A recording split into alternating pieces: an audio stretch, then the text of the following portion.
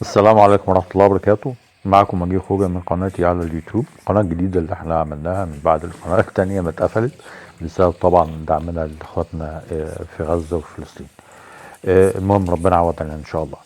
خلينا نتكلم على السمكة دي اللي هي سمكة الباسة.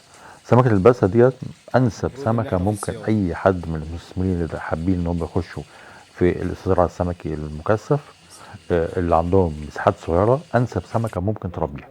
ليه انسب سمكه؟ السمكه دي آه، ممكن توصل لاكتر من كيلو من بعد 6 شهور. وطبعا مفيش عندك اي سمكه في مصر توصل للحجم ده ابدا، ان هي في 6 شهور توصل لاكتر من كيلو. دي حاجه.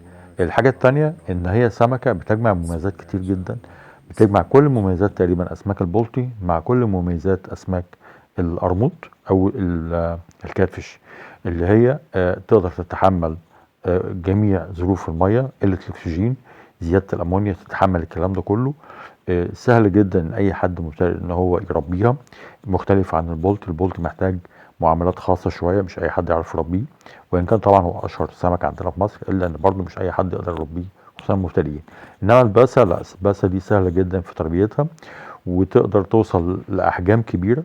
وكمان جمع اللحم بتاع البياض.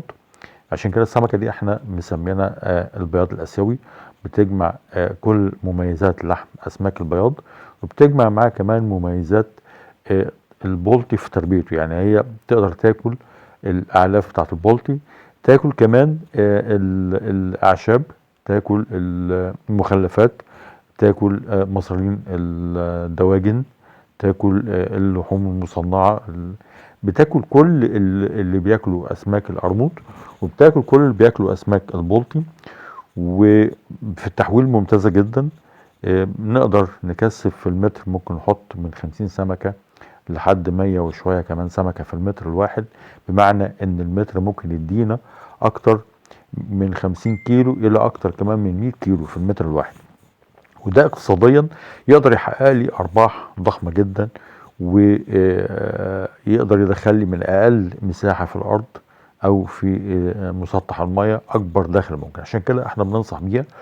السمكه دي كمان يمكن لو احنا عارفين كلنا ان النظام تربيه الاسماك المكثفه بتحتاج الاكسجين. ساعات بيحصل ان انقطاع الاكسجين غصب عني، ان هو بالتالي بيبقى في عندي ليميت معين من الوقت ان انا لازم الحق نفسي واضخ اكسجين تاني. بالنسبه للبولت استحاله يزيد عن ربع ساعه بالكتير جدا، وايه اللي يحصل فيه نفوق جميع الاسماك. انما بالنسبه للباسه لا، الباسه تتحمل انقطاع الاكسجين لفترات كبيره حتى لو كانت كثيفه، حتى لو كانت مكثفه يعني، لانها بتقدر تجيب الاكسجين بتاعها من اكتر من وسيله. بتقدر تجيبه من الرئتين لان عندها رئتين زيها زي الانسان، تقدر تجيبه من الجلد لانها بتتنفس كمان، تقدر تستخلص الاكسجين الموجود في الماء عن طريق الجلد، وكمان بتاخد الاكسجين عن طريق الخياشيم زيها زي اي نوع من الاسماك. وبتقدر انها تطلع على وش الميه، تطلع فوق وتاخد اكسجين من الجو وتنزل بيه تاني. فبالتالي انصح بالسمكه دي لجميع المربين اللي حابين يخشوا في المجال ده بالسمكه دي. اي استفسار انا تحت امركم في التعليقات في القناه. واللي عايز الاسماك ديت الزراعه بتاعتها موجوده عندنا ان شاء الله، نقدر نوردها ونقدر نشرف عليها الفتره بتاعت الاستزراع كله. كان معكم وجيه خوجة من قناه وجيه خوجة، والسلام عليكم ورحمه الله وبركاته.